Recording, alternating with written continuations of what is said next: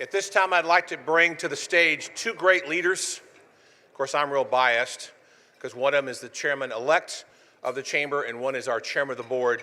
Would you please welcome to do the Pledge of Allegiance, and please rise, LaDonna DiCamillo, Director, Government Affairs, BNSF Railway.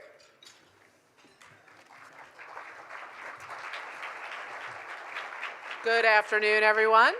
If you would join me, I pledge allegiance to the flag of the United States of America and to the republic for which it stands, one nation, under God, indivisible, with liberty and justice for all. Thank you. You may be seated. Thank you, LaDonna, who will take over our chairman of the board on July 1 of this year. And now I'd like to introduce someone who really doesn't need an introduction, but some of you may not know that Jerry Miller served as our city manager several years ago, one of the best city managers we've ever had. Of course, I say that because Jim Hank was in the room. Two of the best we've had. And talk about somebody who really understands economic development. He lives and breathes it. He did it when he ran the economic development department for the city. Now he's on the other side. I wouldn't say the dark side, maybe the good side for us, the private sector side. And he's doing well. And he really understands and appreciates the economic engine that this Port of Long Beach is. Would you please welcome the managing partner, IMC Municipal Consulting, Inco Commercial, our chairman of the board, Mr. Jerry Miller.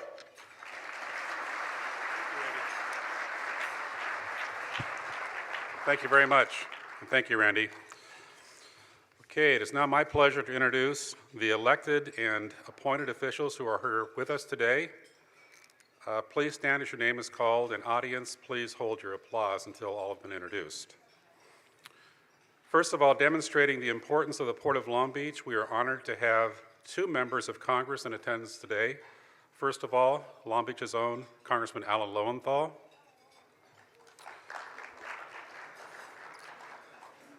We also have, of course, our neighbor and friend, Congresswoman Janice Hahn. Welcome. And we have a couple others to make sure we recognize. Former Congressman Steve Kuykendall is in the room, as is former Senator Betty Carnett. Representing the City of Long Beach, Mayor Bob Foster. Vice Mayor Robert Garcia.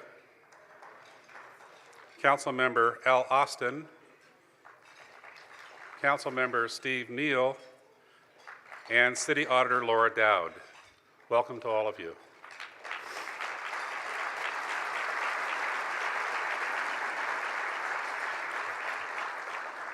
But we have more. Representing the Long Beach Board of Harbor Commissioners, Commissioner Thomas Fields is here. Commissioner. Commissioner Nick Sharamick is here. Commissioner Rich Dines. And Commissioner Doug Drummond. We'd also like to recognize former Harbor Commissioners, I think they're all here, John Hancock, Alex Belhumere, Jim Hankla, and Mike Walter.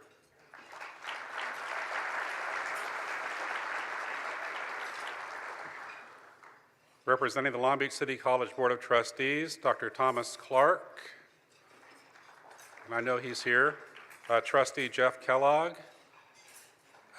Doug Otto, and Roberto Uranga. Welcome.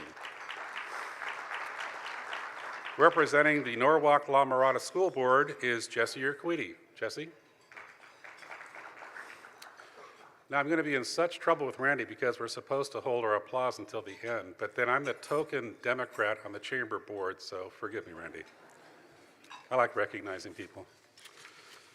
I'd also like to recognize our corporate sponsor for today's event, Moffitt & Nichol, a long-standing Long Beach company that we will be hearing more about in just a moment.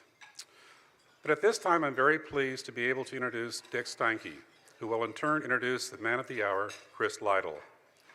Dick is probably someone who truly needs no introduction, as he is so highly respected by virtually everyone in this room. I first met Dick soon after he came to the Port of Long Beach some 23 years ago. Dick worked in the properties division of the port, and I was managing economic development for the city. We initially worked together following the Navy's decision to close the naval station and later the naval shipyard. Dick, Geraldine Natz, and I were the lead staff charged with negotiating with the Navy and multiple other federal agencies on the reuse of these properties.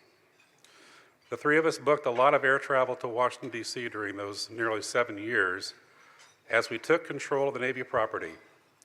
But thanks to the efforts of a lot of people, including a number of people in this room, such as Jim Hankla, Alan Lowenthal, John Hancock, the city succeeded in its efforts, and under Dick's leadership, projects like the Hanjin Terminal, which you saw earlier on Pier T, were ultimately constructed on this land. Dick later became executive director of the port and led many important policy changes, such as the Green Port Policy and the highly successful Clean Trucks program. In addition, Dick's leadership was essential to the launch of both the $1 billion Middle Harbor redevelopment project and the nearly $1 billion Gerald Desmond Bridge replacement project. Like a couple of others in this room, Dick failed retirement, and following his departure from the port in 2011, happily joined Moffatt & Nichol in May of 2012 as the firm's ports practice leader. So please join me in welcoming my former city colleague, friend, and yes, golf partner of over 20 years, Dick Steinke.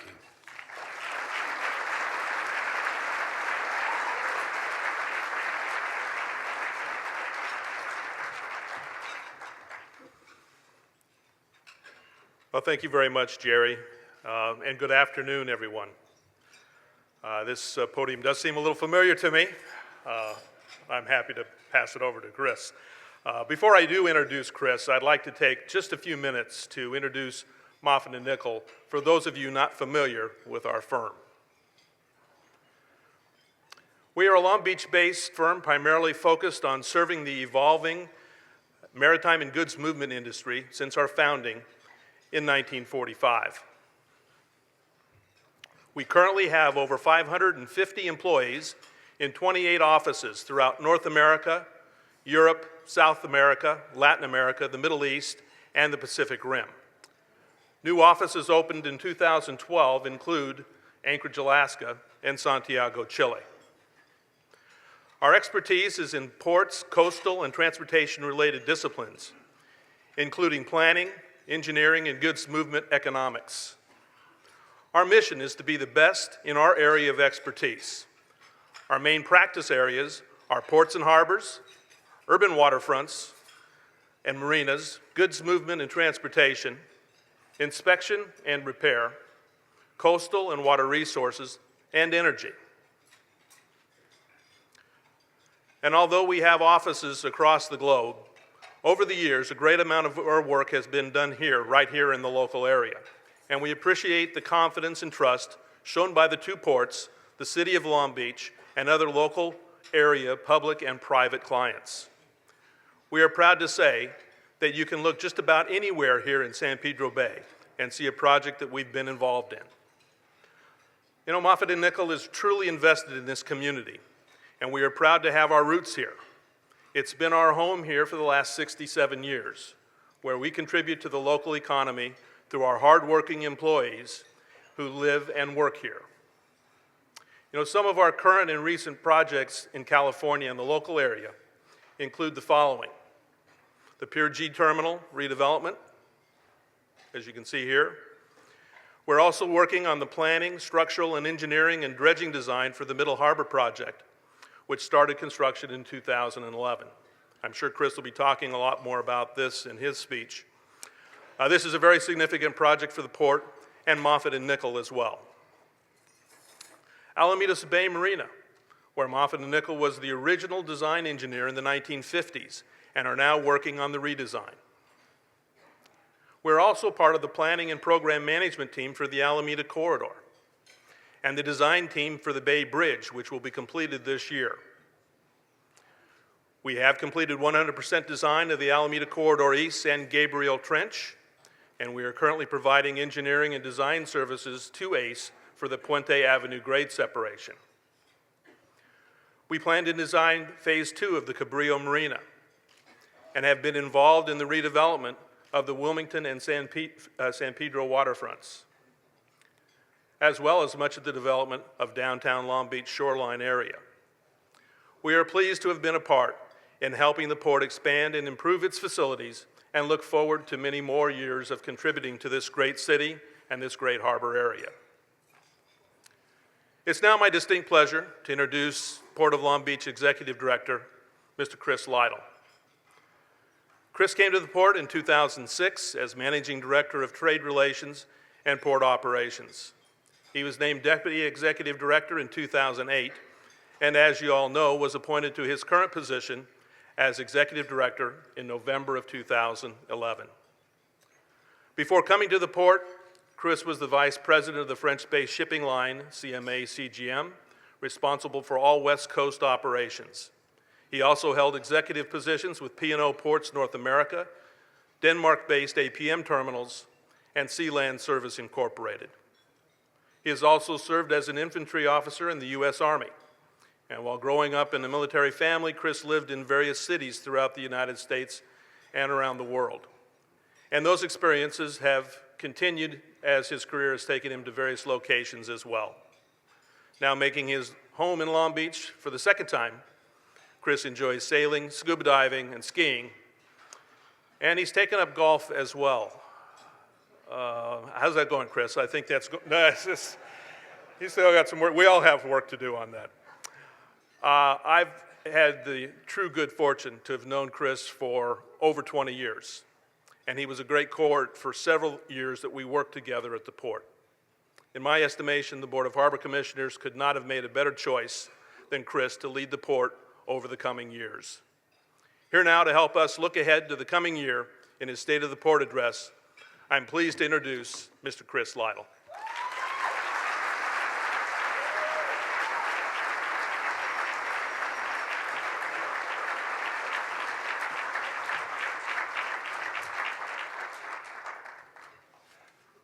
Dick, thank you very much for the introduction, and good afternoon to everybody.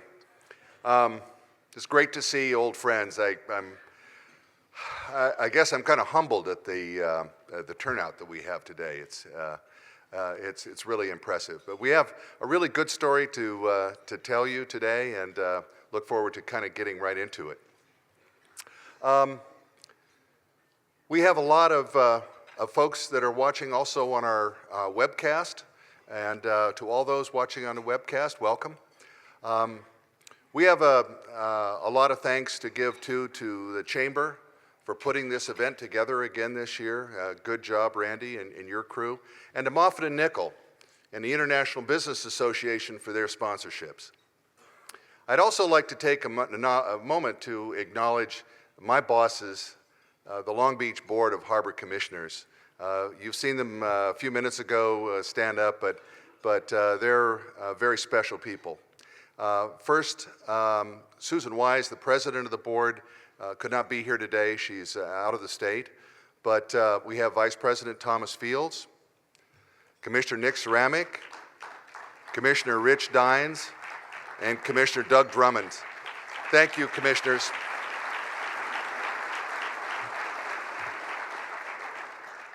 For all of your dedication, your leadership, your vision, and your support. We appreciate it.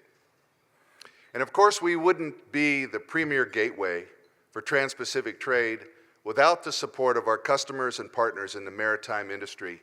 Thank you for supporting our great port. Thank you. We also have a number of public officials and community members here, as you heard a little earlier. Thank you for your ongoing support as well. You know, it's hard to believe that it's already been a year since I gave my first State of the Port address. And as they say, time flies when you're having fun. And it really is a lot of fun in this job, at least 99% of it.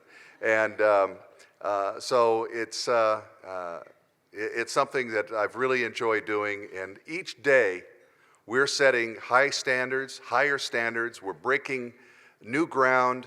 And probably most importantly, we are supporting literally hundreds of thousands of jobs in our region and across the country. And that is really probably the most significant thing. At last year's address, I said that every executive director who came before me had left a better, stronger port for future generations, and my goal was to do the same.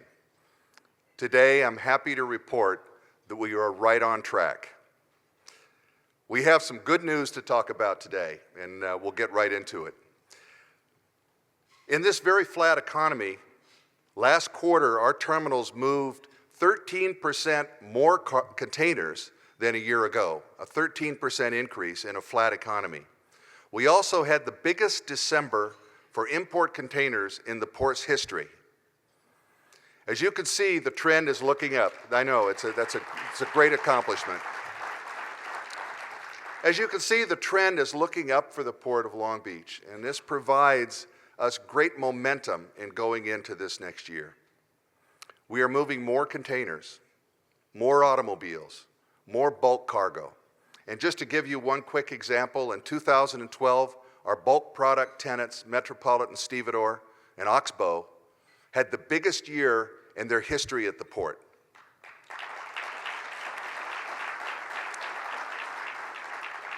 Please give me a round of applause for all of our Port of Long Beach tenants.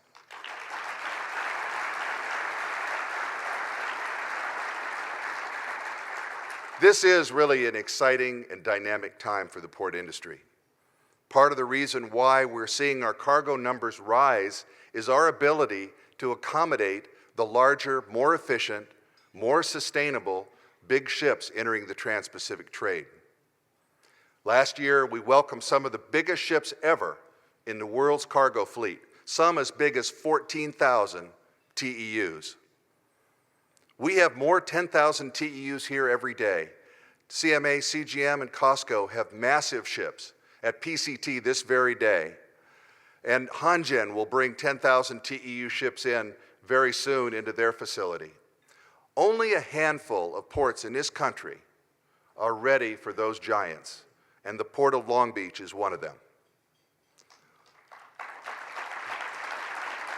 Last month, the oil tanker British Pride, over 300,000 deadweight tons, broke a record for the deepest draft in any U.S. harbor. The Pride has a draft of 65 feet as she approached Pier T just recently. This is as tall as a 6-story building underwater, if you can imagine that. Our main channel is 76 feet deep, among the deepest in the country. Just think about it. One of the toughest jobs in our industry is piloting these ships safely inside a port complex. Can you imagine trying to maneuver something the size of the Empire State Building through our port? And you could look at the graphic there and you'll get an idea of what I'm talking about. Expertly guiding big ships like these through our harbor is Jacobson Pilot Services, a family-owned business that has been there for almost as long as the port. Tom Jacobson and some of his staff are here today. Tom and Jacobson Pilots, please stand and receive our thanks again. Good job.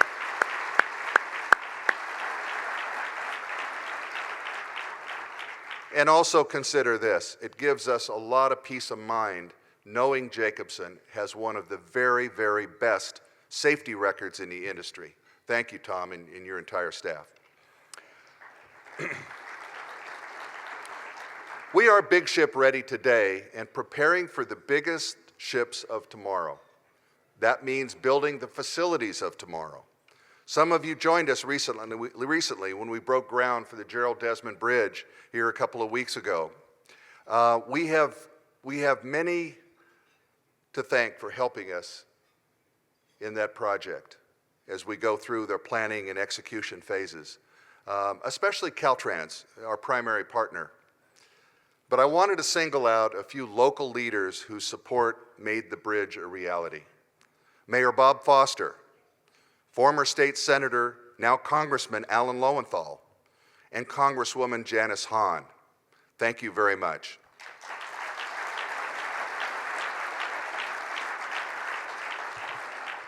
You know, it's thanks to Mayor Foster's design-build vision, where we build a new bridge in a very efficient and cost-effective way, that will ultimately save us millions of dollars. Congressman Lowenthal fought hard to secure state funding, the biggest source of funding for the new bridge. And Congresswoman Hahn is a tireless advocate of our ports. And in fact, she was named just this week as Person of the Year by the American Association of Port Authorities. Congratulations, Congresswoman.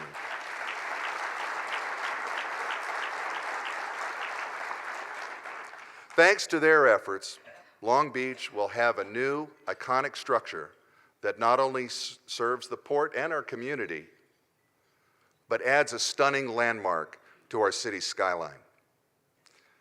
At last year's address, I had the pleasure of announcing the historic lease of our future Middle Harbor terminal to longtime partners Orient Overseas Container Line and its U.S. affiliate Long Beach Container Terminal. We celebrated with an official signing in April, and now construction is well underway with $400 million in active bids and work going on right now, today. Meanwhile, at Pier G, home to K-Line and International Transportation Service, we put the finishing touches on a modernization project that brought new truck gates, more clean on-dock rail capacity, and energy-efficient buildings. Our port is undergoing an amazing transformation, and it's important that we keep engaging our public and educating them about the port. Last year, we added to the port's tradition of community outreach by hosting 2 days of train tours that provided a different perspective on our facilities. Nearly 3,000 members of the public attended over those 2 days. Behind the port's transformation is a staff of hardworking and committed professionals. I'd like to take a moment to recognize our port staff. Could all of you please stand up? It's my honor to work with them each day. Good job.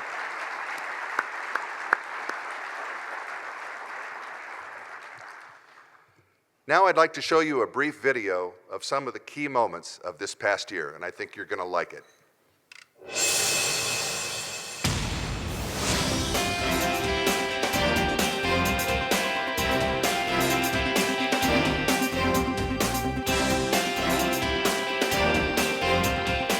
The last 12 months at the Port of Long Beach have been full of historic firsts. The symbolic Golden Pile driven into the Middle Harbor Wharf in May celebrated the signing of an unprecedented 40-year lease with our longtime partners OOCL and LBCT. It officially kicked off construction of what will be one of the largest and most technologically advanced container terminals in the world. The project is well underway now, with Phase 1 nearly completed and the first administrative building taking shape on the north end.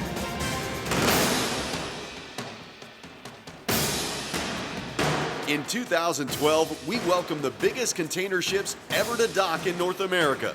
With our deep water channels, wide berths, and tall gantry cranes, we are big ship ready now, ready to quickly and efficiently handle these gigantic vessels that can carry up to 14,000 containers.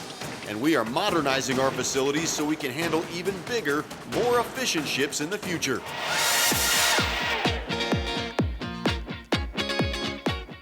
Last fall, thousands of area residents got a brand new perspective of the port with behind-the-scenes train tours highlighting our construction projects, trade operations, and the importance of rail. With over $1 billion slated for on-dock rail improvements in the coming years, the port organized this 2-day event to show how trains help decrease truck trips and reduce air pollution in our region. Over at Pier G, our longtime tenant ITS is settling into its new facilities. With new truck gates, expanded on-dock rail, wharf improvements, and new green certified buildings, the ITS team is more productive and efficient than ever.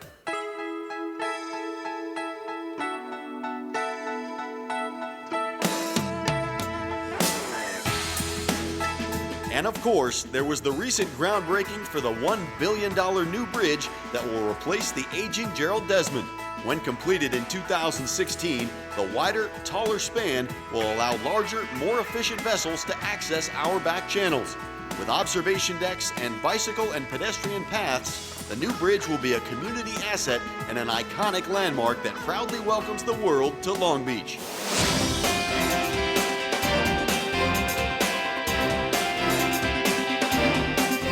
The Port of Long Beach is leading the way, building the port of the future today. 2012 saw the footprint of the port change dramatically, and that momentum will carry through 2013 and beyond, ensuring the port remains a vital economic force and a committed environmental steward for generations to come.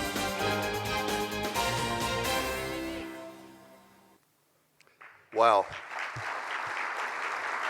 I think you can see that we've been busy over the past 12 months. It's kind of fun to see those great moments once again. And it's, most importantly, it's really important to see the kind of progress that we made if you compare a year ago with today and what's happened. There were many highlights in that video, including the big ships that we've been talking about. There are a couple of reasons why big ships are calling here at the Port of Long Beach. One is that we have great facilities, but the other is that some of the biggest, the most successful shipping lines in the world are giving Long Beach their vote of confidence. In December, we announced that CMA CGM, the world's third largest container shipping line, has purchased an interest in the Pier J terminal. This investment makes the French-based ocean carrier a partner with our tenant, Pacific Container Terminal, and Long Beach, its major hub on the West Coast. We have some CMA CGM executives here today. Tom, Harold, Dina Steeman, Nick Fafudis, would you please stand? Let's give them a round of applause. Welcome to the Long Beach family.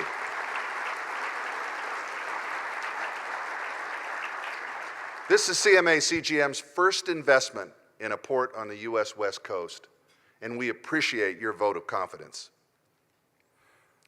And now it's my great privilege to make another major announcement. Some of you may have noticed in the video that the biggest container ships that you saw calling here last year were MSC ships.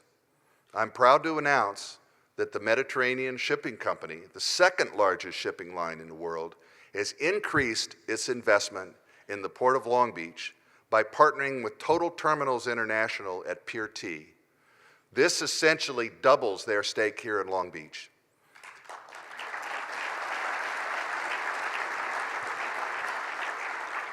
MSC already has an interest in Pier A, but this decision makes Long Beach the carrier's West Coast hub, ensuring it will move more cargo through our port. Yes, for those of you that have been keeping tally, that's right. 2 of the world's top 3 ocean carriers are now here in Long Beach.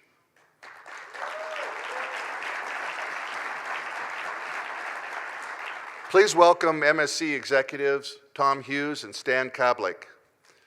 Guys, could you stand up? Thank you for choosing the Port of Long Beach. Companies like MSC and CMA CGM recognize Long Beach is on the right track, but we must never take our success for granted. Right now, ports in Canada, Mexico, and right here in the U.S. on both coasts all want a greater share of our business. The coming expansion of the Panama Canal in 2015 will offer both new opportunities and challenges. To stay competitive and keep jobs here, we must continue to improve our facilities and make them the best in the world. In addition to Middle Harbor, the Gerald Desmond Bridge, Pier G, we have about $1 billion in planned rail projects within the port that will add capacity and create better support for our clean on-dock rail operations. This year, we expect to finalize plans for a new terminal on Pier S, the last piece of large vacant land in the San Pedro Port Complex. Funding these projects will require strong financial management, and I'm proud to say that Wall Street has the highest confidence in our port, giving our bonds and our credit AA ratings. We also continue to lead in environmental initiatives. We've already decreased diesel emissions by an extraordinary 75% since 2005. That's an amazing achievement. But we really don't plan to rest on our laurels. We continue to build shore power facilities at all of our container terminals so that ships will plug into landside electricity instead of running those big diesel engines at berth. In 2014, we will cut ship emissions at our container berths by half. The goal for 2020 is 80%. Recently, we began a green ship program that gives financial incentives to carriers to bring in the newest, least polluting ships to our harbor. And we are investing in our technology advancement program to create the cleanest cargo carrying machines for tomorrow. Our goal is to be the world's first zero emissions port, and we're well underway.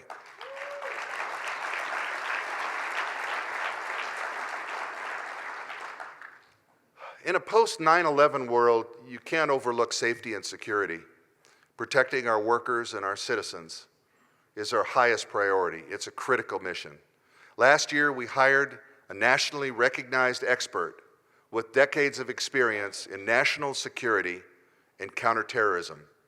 Please welcome our new director of security, Randy Parsons. Randy, would you stand?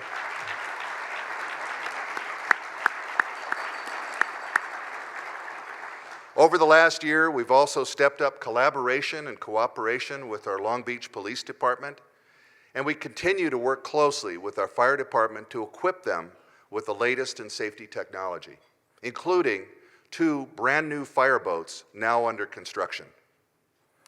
A big thanks to our Police Chief Jim McDonnell and Fire Chief Mike DeRee and their staffs for their leadership.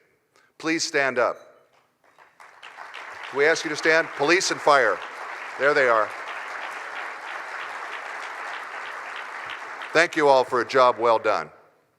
As you know, the job of securing a port complex does not fall just on a single agency. Besides Long Beach Police and Fire and our own Harbor Patrol, every day men and women of the U.S. Coast Guard, the FBI, U.S. Customs and Border Protection, local law enforcement, and many others provide multiple layers of security for the port. This is critical. Please join me in a big round of applause for all of their efforts. Thank you.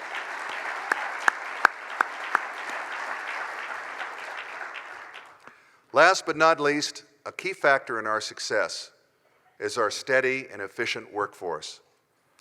Longshore workers have been key partners for us and the heart and soul of this port complex for all of our 101 years. Our International Longshore and Warehouse Union members are the best trained, most efficient professionals in the industry, second to none. Please join me in recognizing our local ILWU leadership. Local 13 President, Jojo Cortez. Local 63 President, Michael Podu. And Local 94 President, Danny Miranda. Please stand, guys. Good job.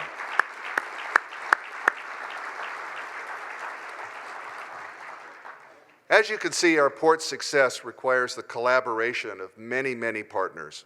At the Port of Long Beach, we're committed to doing our part. We're committed to ensuring that hundreds of thousands of trade-related jobs that depend on our success stay right here in Southern California and grow for future generations. The current projects at the port are expected to generate an additional 50,000 permanent jobs. 50,000 permanent jobs. We need those jobs. We plan on being here for a long time, and as many of you have heard, we're in the process of finding a permanent world-class headquarters in downtown Long Beach. In the meantime, we'll move to temporary headquarters near the Long Beach Airport. We expect to make this move later this year. But be assured that no matter what our address, we remain committed to industry-leading service for our customers. And we will continue to inform and engage our community. Outreach programs like Let's Talk Port, other programs throughout the city that we have, giving residents and businesses a chance to interact and give us input. These type of programs are critical. We will continue to participate in civic events and fund educational programs to build community awareness and prepare tomorrow's leaders. Our community grant program will continue to provide millions of dollars to improve the environment and quality of life for those people in our city. This is your port. With your support, we'll continue the Port's tradition of growth and success. On your tables today, you'll find our newest Port brochure. It's called Leading the Way. I've got a copy up here. It is very, very impressive, and if you didn't hear all of what I had to say today, take a look at this thing, and I think you'll find that it really highlights many of the things that we talked about and much of the progress that we talked about. Thank you all for being here, and thank you all for your continued support. We will hopefully see you next year again, and thanks for being here. Thank you.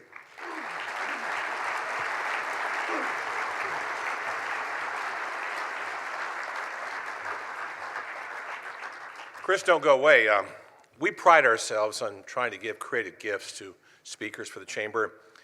And I already warned Chris that I couldn't top last year's gift.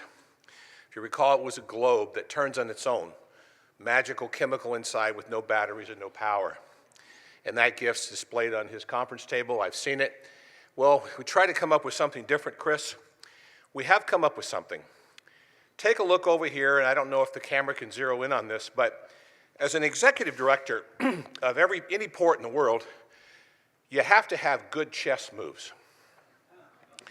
Because after all, you've got 5 bosses, and you have to manage those 5 bosses, work with them, just like I managed 51, and other outside influences. So we really want you to learn to play chess. Now, the king, all of these are birds of a feather. This is from our Aquarium of the Pacific. Quite an unusual gift. And here is the king. Now, you have to decide who's king over there. I think it's your bosses, the commissioners. But good luck on learning how to play chess and continuing to do a great job for the port. Chris Lytle. Good.